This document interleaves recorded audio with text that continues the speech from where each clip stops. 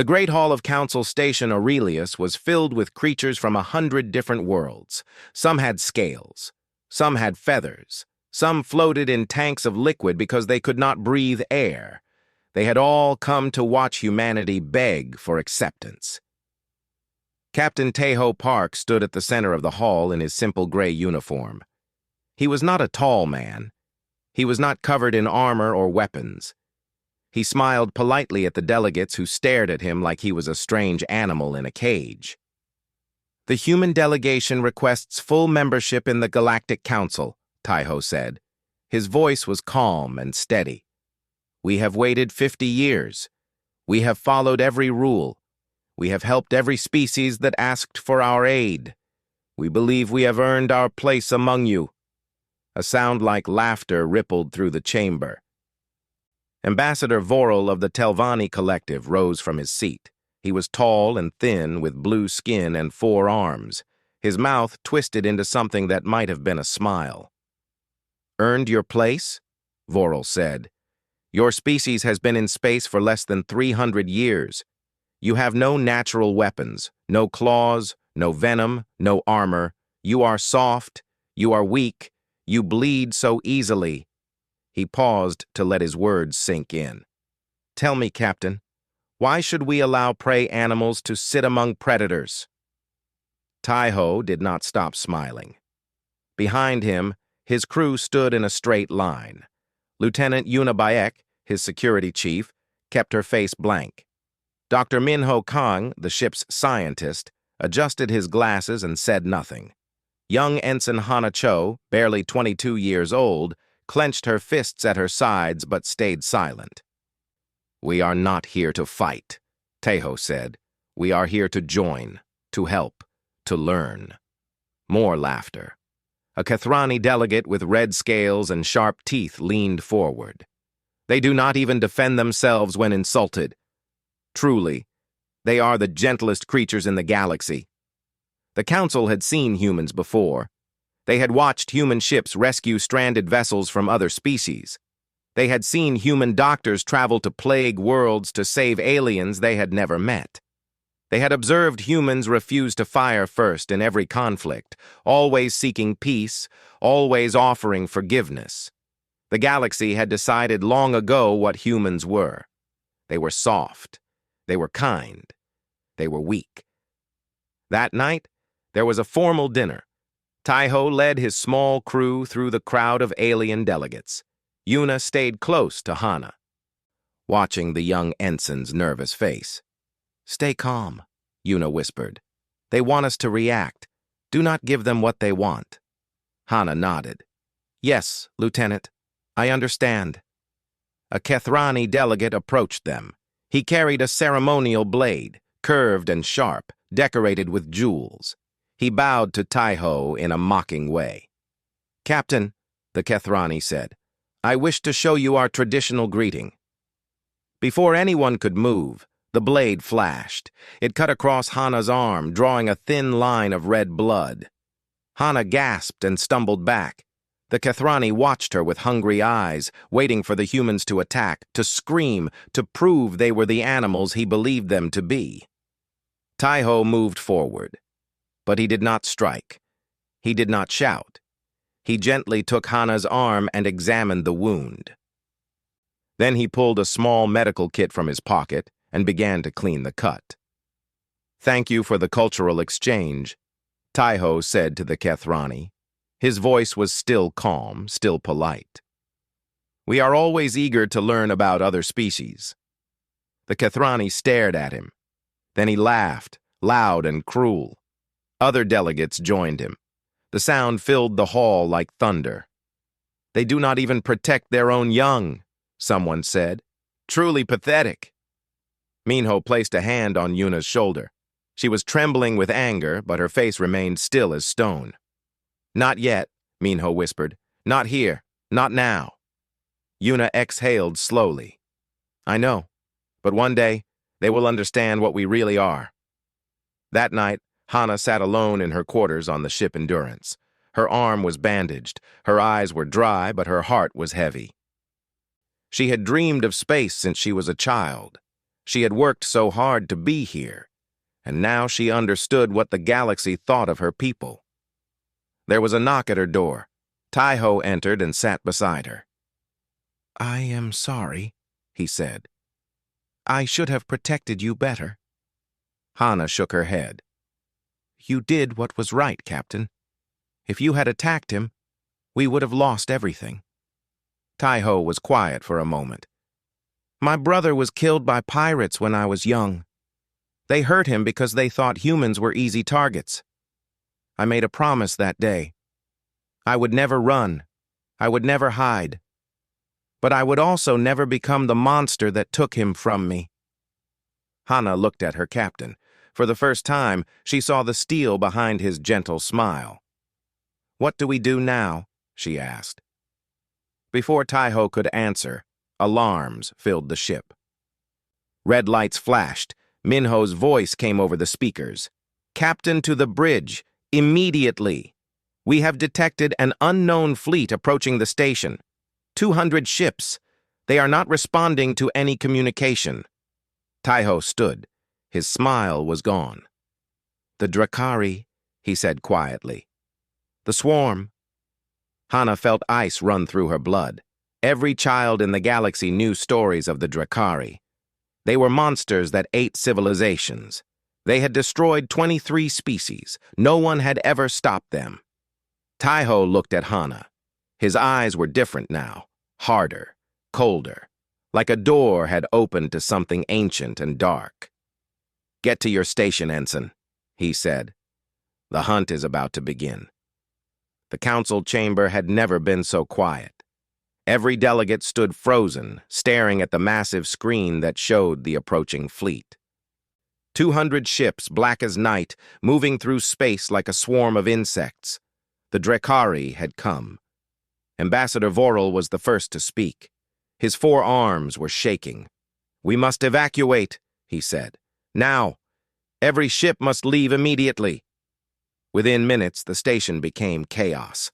Aliens ran through the corridors, pushing and screaming. Ships launched from every dock, fleeing in all directions. The great Galactic Council, the rulers of 1,000 worlds, scattered like frightened birds. Captain Tai-Ho stood on the bridge of the Endurance and watched them go. His crew stood around him, waiting. "Captain," Minho said, 17 council ships have already left. The rest are preparing to follow. We have approximately 70 hours before the Drakari reach the station. Yuna stepped forward. "Sir, what are your orders?" Tai-Ho was silent for a long moment. Then he turned to face his crew. His eyes moved from face to face. Yuna, Minho, Hana, and the 37 other humans who served on his ship. "I am not going to order anyone to stay," Tai-Ho said. "This is not our fight. This is not our station. Those aliens out there have laughed at us, insulted us, and hurt us. No one would blame us if we left." No one moved.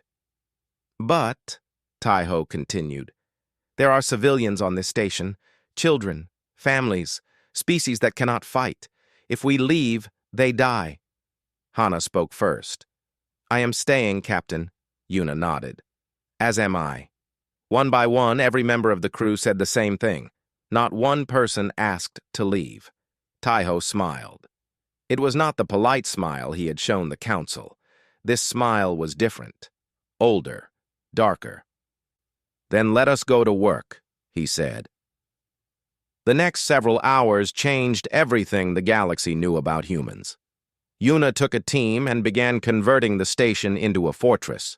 She moved through the corridors like a ghost, marking positions, setting traps, and turning peaceful hallways into killing grounds. The few alien security officers who remained watched her in confusion. "Why are you blocking these doors?" a Telvanni guard asked. Yuna did not look at him. "Because when they come through, I want them to go exactly where I want them to go." "And where is that?" Yuna finally turned. Her eyes were cold.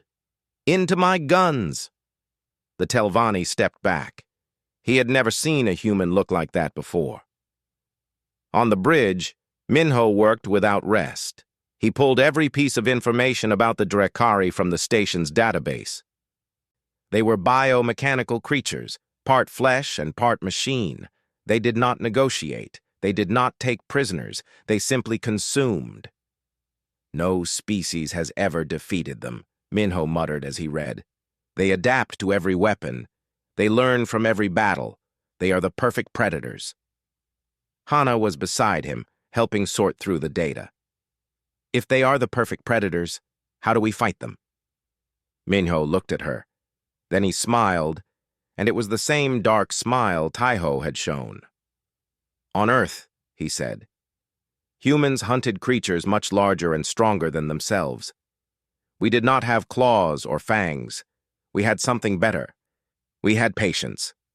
We would follow an animal for days, never letting it rest, never letting it escape, until it was too tired to fight. We call it persistence hunting. He pointed at the screen showing the Drakari fleet. They think they are the hunters. They are wrong. Ambassador Vorel had not left. His personal ship had been damaged in the rush to escape, and now he was trapped on the station with the humans he had mocked. He found Taiho in the command center and grabbed his arm. You must understand, Vorel said. His voice was desperate. The Drakari cannot be stopped. Fighting them is madness. We must hide. We must surrender. Perhaps they will take only some of us. Taiho gently removed Vorel's hands from his arm. Your species surrendered to them once before, Taiho said. At the Valora colony. Do you know what happened? Vorel said nothing. They ate everyone anyway, Taiho continued. Men, women, children. Surrender means nothing to them. Running means nothing to them. The only thing they understand is death. He stepped closer to Vorel. The ambassador stumbled backward, suddenly afraid. You asked me yesterday why prey animals should sit among predators, Taiho said. Let me show you something. He pulled up a holographic display. It showed Earth, beautiful blue and green, peaceful. This is our home, Taiho said. Do you know what lives there? Sharks that can smell blood from miles away? Snakes with venom that can kill in minutes? Bears that can crush bones with one swipe? And above all of them, at the very top of the food chain are humans. He turned off the display. We are not prey, Ambassador. We never were. We simply chose to be gentle. We chose to be kind. Because we know what we become when we stop choosing. The first Drakari scout ship entered sensor range the next morning. It was small, fast, and deadly. It moved toward the station like a shark smelling blood. Taiho sat in his captain's chair. Around him, his crew worked with silent efficiency. No one spoke. No one needed to. They knew what was coming. They had trained for this their entire lives. One scout ship, Yuna reported. It is scanning us. Let it, Taiho said. Let it see that we are not running. On the main screen, the Drakari ship grew larger. It was ugly, covered in spines and strange organic shapes. It looked like something from a nightmare. Taiho stood. His polite smile was gone. His gentle voice was gone. In their place was something ancient, something that had hunted mammoths across frozen plains. Something that had never stopped chasing, never stopped fighting, never stopped killing until the job was done. All stations ready, he said. His crew responded as one. Ready. Taiho looked at the enemy ship. In his chest, something old and terrible began to wake. Hunt them! The Endurance moved through space like a wolf chasing wounded prey. The Drakari scout ship tried to run, tried to call for help, but the human vessel was faster. It cut off every escape route, pushed the enemy exactly where it wanted them to go, and then struck without mercy. The battle lasted 4 minutes. The scout ship was destroyed. In the council chamber, the few remaining delegates watched the footage in stunned silence. They had seen warships from a dozen species fight the Drakari. They had watched fleets burn. They had never seen anything like this. They did not defend, a Kathrani officer whispered. They attacked. They chased. Who attacks the Drakari? More scout ships came. The Endurance hunted them one by one. Taiho did not wait for them to come to the station. He went out to meet them. He found them in the dark between stars and destroyed them before they could report back to their fleet. But Taiho knew this could not last. The main fleet was coming, 200 ships against one. We need more information, he told his crew.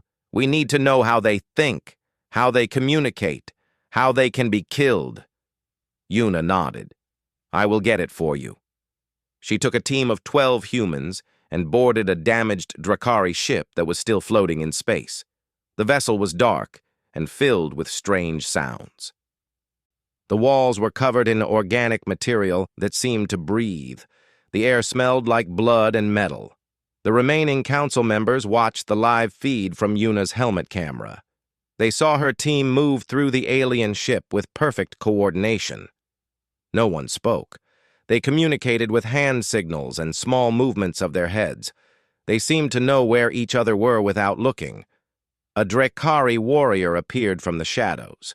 It was tall, covered in black armor that was part of its body. It had too many arms and a mouth full of teeth like broken glass. It screamed and charged at the humans. Yuna did not scream. She did not run. She raised her weapon, stepped to the side, and fired 3 shots into the creature's head. It fell. Her team kept moving. How did she do that? Voral asked. He was watching from the council chamber, unable to look away. It was so fast.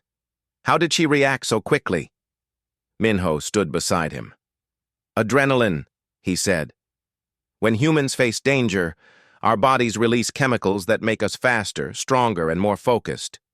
We stop feeling pain. We stop feeling fear. We become something else entirely. What do you become? Minho watched Yuna's team clear another room, killing 3 more Drakari without losing a single member. Exactly what we need to be. On the Drakari ship, Yuna found what she was looking for. A command center filled with strange equipment. Minho guided her through the process of downloading their data while her team held off wave after wave of enemies. Lieutenant, one of her soldiers said, we have a problem. A massive Drakari creature was coming down the corridor toward them. It was 3 times the size of the others, covered in thick armor, with arms that ended in blades instead of hands. An alpha predator. Fall back to the shuttle, Yuna ordered. I will hold it. Lieutenant, you cannot. That was not a request. Her team retreated. Yuna stood alone in the corridor, facing the monster. It roared at her, a sound that would have driven most species insane with fear. Yuna smiled. Come on then, she said. They fought in that narrow corridor for 3 minutes. Yuna used every weapon she had. When her gun ran empty, she used her knife. When her knife broke, she used her hands. When the creature finally fell, Yuna was covered in blood, both hers and its. She was breathing hard, but she was alive. Her team found her sitting on the dead creature's body, waiting for them. The data has been sent to the ship, she said. Let us go home. While Yuna's team was returning, something happened on the station that would become legend. Ensign Hana was moving through a lower section, helping evacuate civilian aliens to safer areas. She turned a corner and came face to face with a Drakari warrior. It had somehow gotten onto the station without anyone knowing. The creature was between her and the civilians. A group of Telvanni children huddled behind her, crying. Hana had a choice. She could run. She could call for help. She could try to lead the children away and hope the creature did not follow. Instead, she pushed the children into a storage room and locked the door from the outside. She was now alone in the corridor with the monster. There was no escape for either of them. Good, Hana said. Her voice was steady. Now you cannot run either. She had no gun. She had no armor. She found a heavy tool on a nearby shelf, something used for cutting metal. It would have to be enough. The fight lasted 7 minutes. The creature was faster than her, stronger than her, and covered in natural armor. It cut her arms. It broke 2 of her ribs. It threw her into walls hard enough to crack the metal. Hana kept getting up. Every time she fell, she stood again. Every time it knocked her down, she came back. She hit it with the tool over and over, finding the weak spots in its armor, wearing it down piece by piece. In the end, she was standing over its body, barely able to breathe, covered in wounds, but alive. The Telvanni children opened the door and found her there. "The monster is gone," Hana told them. "You are safe now." She collapsed a moment later. Medical teams found her with the children gathered around her, trying to help, crying and calling her name. Minho finished analyzing the data Yuna had captured. He found what he was looking for. "They communicate through a specific frequency," he announced to the command center. "If we can disrupt it, they lose coordination. They become confused, vulnerable." Taiho nodded. "Can you build a device to do this?" "I already have." The main screen showed the Drakari fleet, 200 ships, now only hours away. The largest swarm anyone had ever recorded. Enough to destroy a dozen worlds. Taiho opened a communication channel. He broadcast on the frequency Minho had discovered, the one the Drakari used to speak to each other. He wanted them to hear this. "This is Captain Taiho Park of the human vessel Endurance," he said. "You have come to feed on this station. You have come to consume the people under my protection. I have a message for you." He paused, letting the silence stretch. "You should have brought more ships." The Drakari fleet hit the station like a wave of darkness. Ships filled the sky in every direction. Landing pods crashed through the outer hull. Creatures poured into the corridors by the hundreds, and they found the humans waiting for them. Yuna had turned the station into a maze of death. Every corridor was a trap. Every doorway was a kill zone. The Drakari were used to prey that ran, that hid, that begged for mercy. They did not know what to do with creatures that smiled and attacked. In the council chamber, the remaining delegates had been gathered for protection. Vorel stood among them, watching the battle unfold on screens that showed every part of the station. He saw humans fighting with guns, with knives, with their bare hands. He saw them take wounds that would have killed any other species and keep fighting. "This is impossible," a Kathrani delegate said. "They are not even soldiers. Most of them are scientists, engineers, doctors." "Every human is a soldier," Minho said. He was in the chamber coordinating the defense through his communication device. "It is in our blood, in our bones. We may choose peace, but we never forget how to make war." Outside the station, the Endurance was dying. Taiho had taken his ship into the heart of the enemy fleet, drawing their fire away from the station.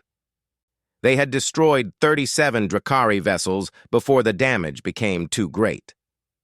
"Hull breach on decks 4 through 7, an officer reported.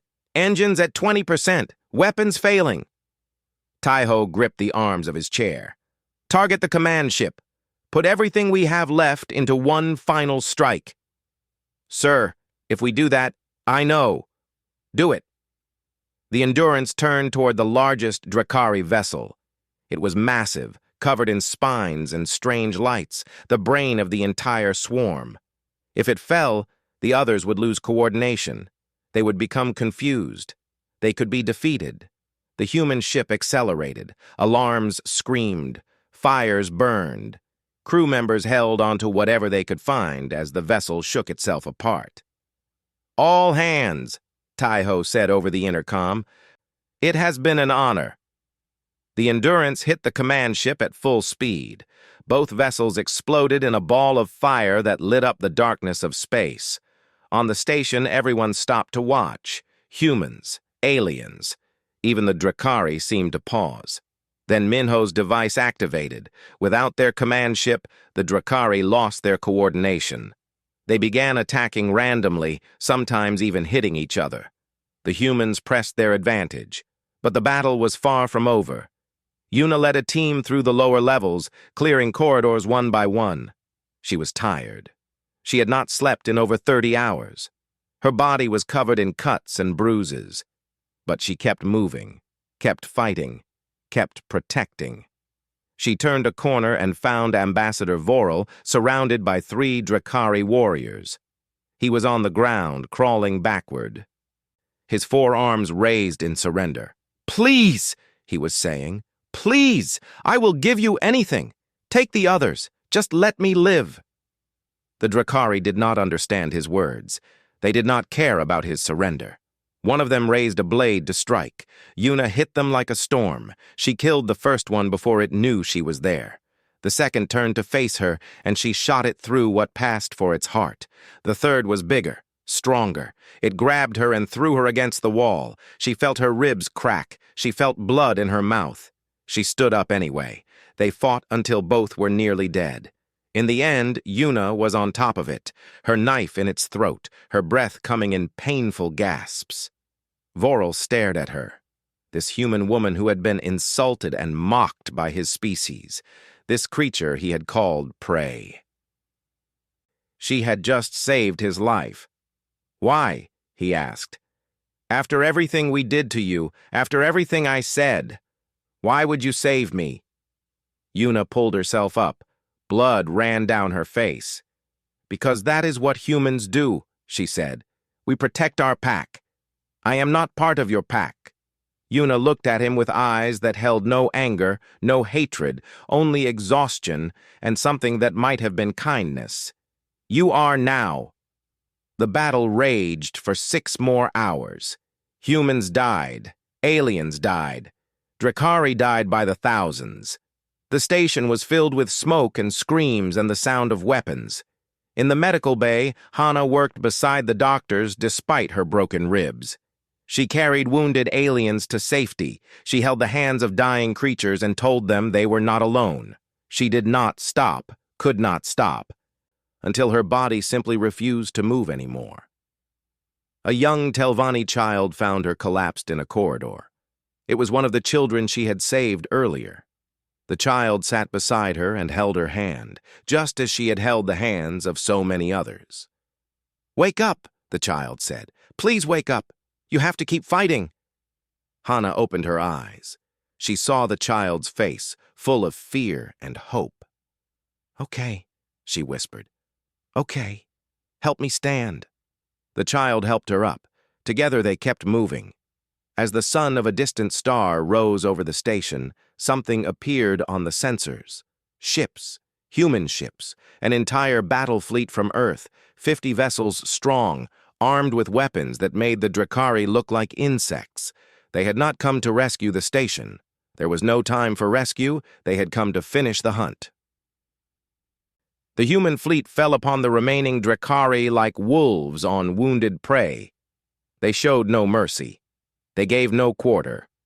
Within hours, the swarm that had destroyed 23 civilizations was broken, scattered, running for the first time in 10,000 years. On the station, Minho watched the final Drakari ships flee into the darkness. "They are running," he said. "The hunters have become the hunted." In the wreckage of space, rescue teams found the remains of the Endurance. They found survivors in emergency pods, including Captain Taiho, badly burned and barely alive but still breathing. When they pulled him from the wreckage, he was still giving orders.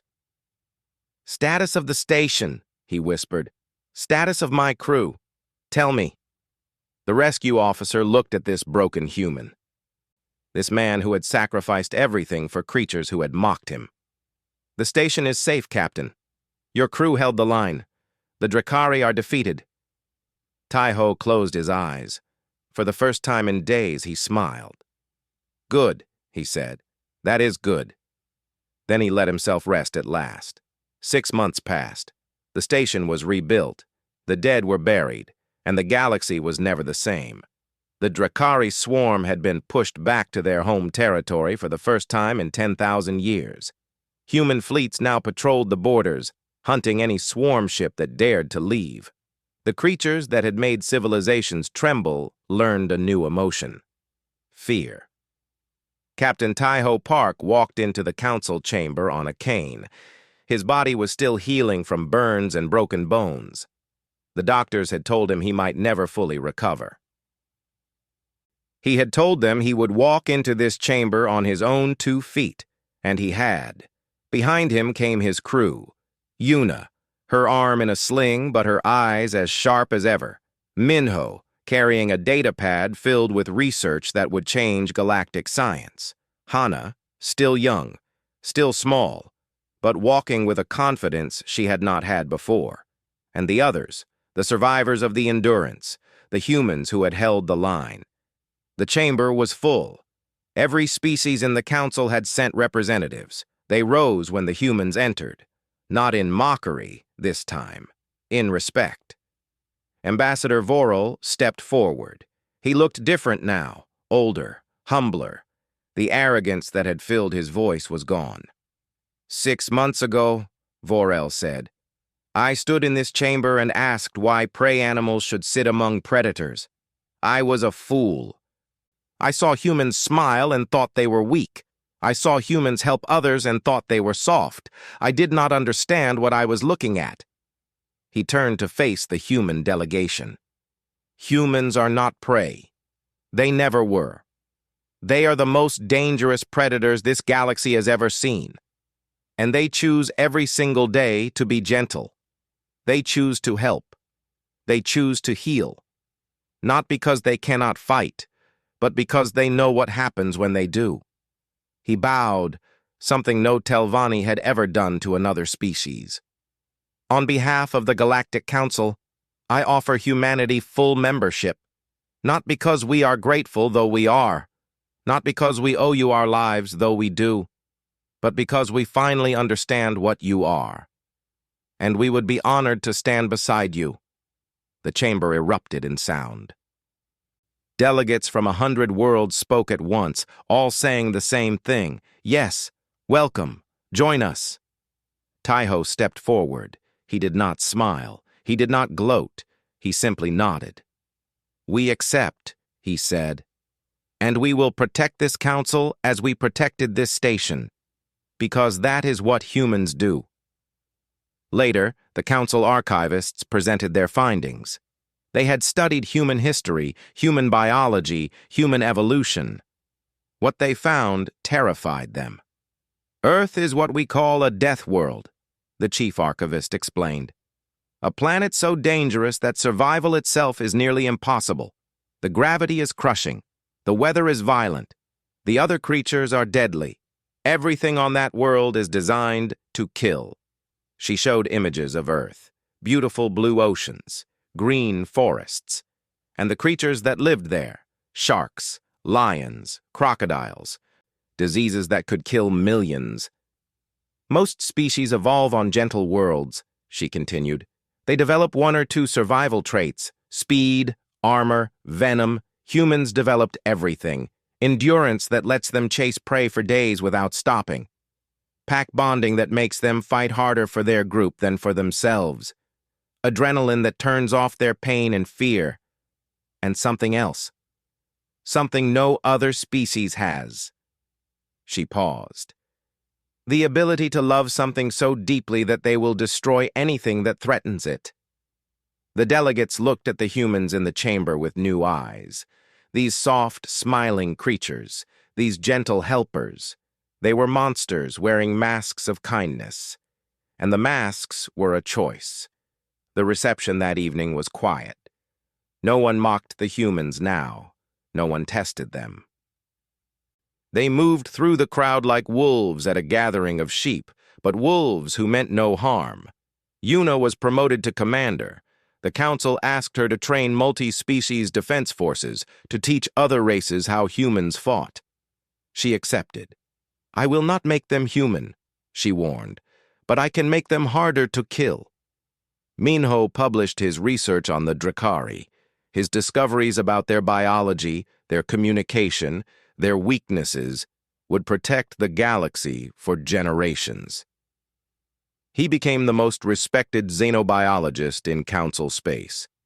Hana received the Council's highest honor for bravery, a medal that had only been given 3 times in galactic history. When they tried to put it around her neck, she stopped them. "I do not want this," she said. The Council members were confused. "You earned it.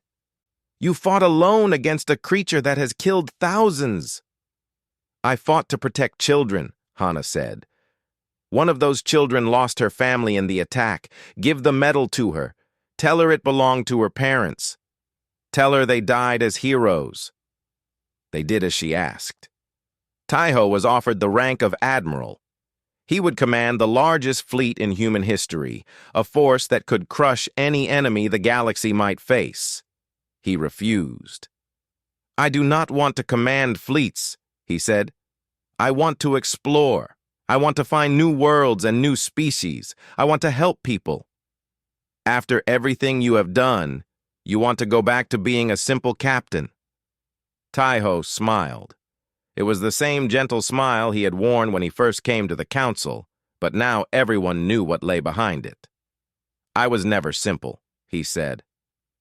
"I was just waiting." They gave him a new ship. He named it Endurance 2, in honor of the crew who had died. His surviving officers joined him. Yuna promised to find him wherever he went when she was done teaching. Minho said he would send research requests across the galaxy. Hana asked to be assigned to his crew, and he agreed without hesitation. On the last night before they departed, a young Kethrani delegate approached Taiho.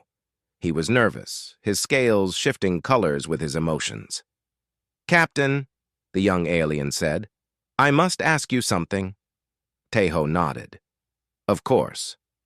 Are humans always so terrifying in battle? Is that what you truly are? Monsters pretending to be kind?" Taiho was quiet for a moment. He looked around the reception hall. He saw Yuna laughing with a group of Telvanni officers. He saw Minho explaining something to a circle of fascinated scientists. He saw Hana kneeling beside a group of alien children, showing them something on her data pad, making them smile. "We are not pretending," Taiho said. "The kindness is real. The gentleness is real. We truly want to help. We truly want peace." He paused. "But we are also what you saw in that battle. Both things are true. Both things are us." "How can both be true?" Taiho put a hand on the young delegate's shoulder. "Because we choose," he said. "Every day, every moment, we choose who we want to be. We choose to smile instead of snarl. We choose to help instead of hunt. We choose to build instead of destroy. The monster is always there, inside us, but we keep it on a chain. We let it out only when nothing else will save the ones we love." He gestured to the station around them. The aliens, the crews, the council that had mocked humanity for 50 years. "You are pack now," he said. "All of you. And we protect our pack." The young Kethrani watched Captain Taiho walk away to join his crew. He watched the humans gather together, smiling and laughing, looking like the gentlest creatures in the galaxy. And he finally understood. For 50 years, the galaxy had looked at humanity and seen only lambs, soft, harmless, easy prey. They should have been watching for wolves.